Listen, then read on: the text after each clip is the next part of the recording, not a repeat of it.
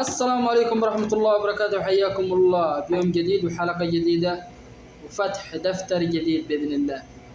لنفتح دفترنا ونشوف ما لدينا.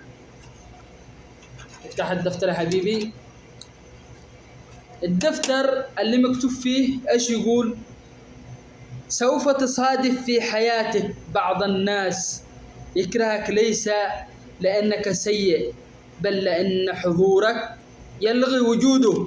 الله عليك، الله عليك. يغارون منك لأنك محترم، ما شاء الله، ويحقدون عليك لأنك ناجح، يا ساتر، ويحاربونك لأنك قوي، يا إلهي، وش ذا؟ يسيئون إليك لأن قلبك نظيف، يا رب، ما هذو الناس؟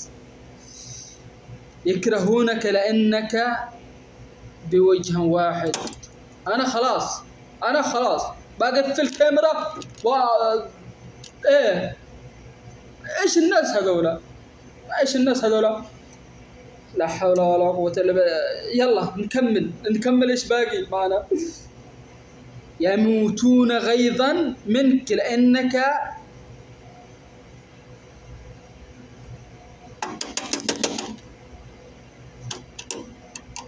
يغيظون منك لأن قلبك صافي ومليئا بالحب والاحترام.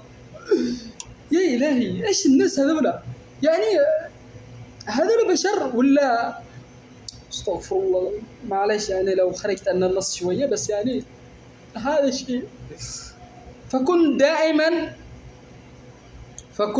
دائما كما أنت، واستعن بالله ولا تحزن. اللهم لك الحمد، اللهم لك الحمد، اللهم لك الحمد، اللهم لك الحمد. الله يعني الله سبحانه وتعالى دائما معنا في السراء والضراء كيف ما كنا. الحمد لله دائما وأبدا. ونهاية المقطع لا تنسى الاشتراك بالقناة وتفعل الجرس، ولايك منك يا قلبي ينفعني ولا يضرك.